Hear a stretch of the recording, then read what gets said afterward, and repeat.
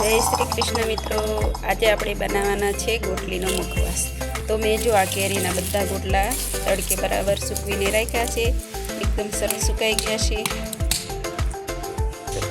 હવે આ રીતનો પથ્થર લીધો છે અને દસ્તો લીધો છે ને આવી રીતે આપણે ગોટલાને ભાંગી નાખશું।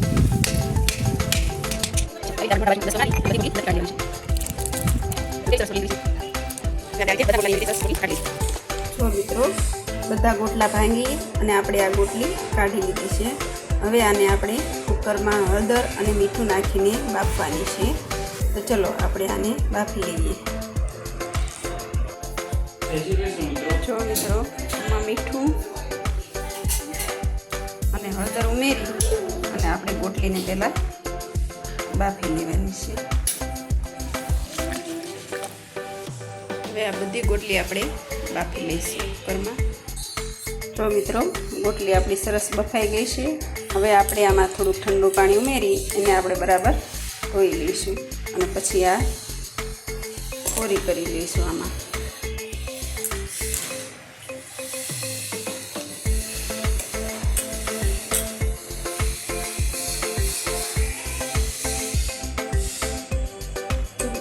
ગોટલી આપણી સરસ બફાઈ ગઈ છે।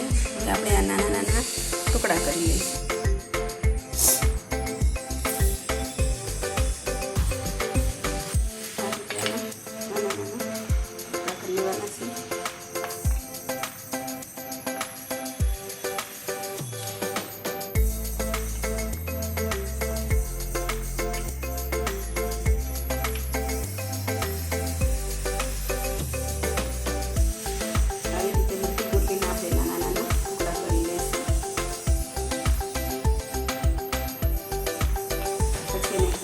સુકાવા મૂકવાની છે અને પછી આપણે એને ઘીમાં શેકીશું।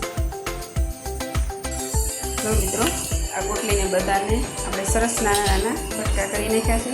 હવે આપણે આને એક દિવસ તડકામાં સૂકવી દઈશું એટલે એકદમ સરસ કોરી અને કડક થઈ જાય પછી આપણે આને શેકી લઈશું। તો મિત્રો, આપણી ગોટલી એકદમ સરસ સુકાઈ ગઈ છે બાફી અને પછી આપણે એને થોડી એક દિવસ તડકામાં સૂકવી દીધી, એકદમ સરસ ક્રિસ્પી બની ગઈ છે। હવે આપણે આ એક તવલામાં ઘી લઈ અને પછી એને આપણે શેકવાની છે। જો મેં આમાં એક ચમચી ઘી મૂક્યું છે। હવે એમાં આ ઉમેરીશું અને ધીમા તાપે એકદમ સરસ શેકવાની છે।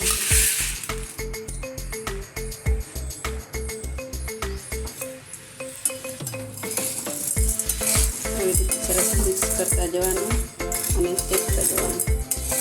ધીમા તાપે એકદમ સરસ ધીમા શેકાઈ જાય પછી આપણે એમાં સંચળ પાવડર અને થોડુંક મીઠું ઉમેરીશું।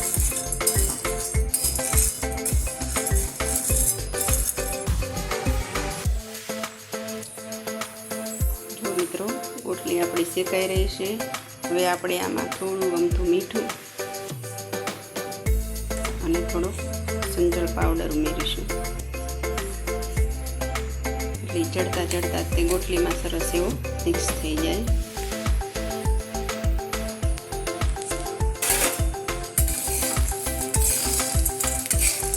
અને આપણે સારી રીતે મિક્સ કરી દેવાનું છે।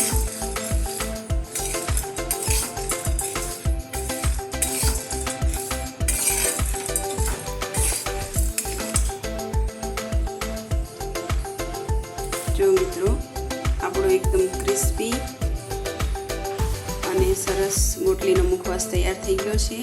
તો તમે આ રીતે ગોટલીનો મુખવાસ ઘરે ચોક્કસથી બનાવજો અને આ 1 વર્ષ સુધી આને કાંઈ થતું નથી અને ગોટલીનો મુખવાસ પાચન શક્તિમાં પણ સારો છે અને બીટેલવાળાને તો બહુ જ સારો કહેવાય આ ગોટલીનો મુખવાસ। તો તમે ઘરે જરૂરથી આ ગોટલીનો મુખવાસ બનાવજો। Thank you. અને જો મારો આ વિડીયો તમને ગમ્યો હોય તો મારા વિડીયોને લાઈક, શેર અને સબસ્ક્રાઈબ કરજો।